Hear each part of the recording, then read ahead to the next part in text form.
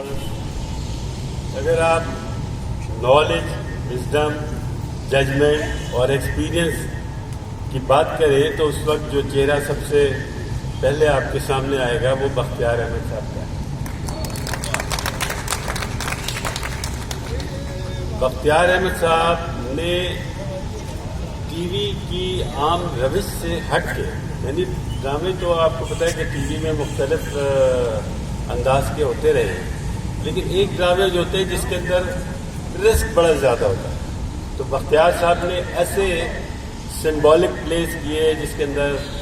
Risk کا پہلو بہت زیادہ ہوتا تھا، لیکن الحمدللہ کہ وہ سب کے سب کامیابی سے ہمکنار ہوئے۔ اس وقت ایک ان کے پلے سیریل کا میں ذکر کرنا چاہوں گا، اس لیے کہ اس کے حوالے سے ایک بہت بڑی آرٹسٹ ہماری جو ہے وہ سامنے آئی، جو آج اس وقت دنیا میں نہیں ہے، اللہ ان کو بخشے رحمت کرے، خالدہ ریاست۔ ان کا جو سب سے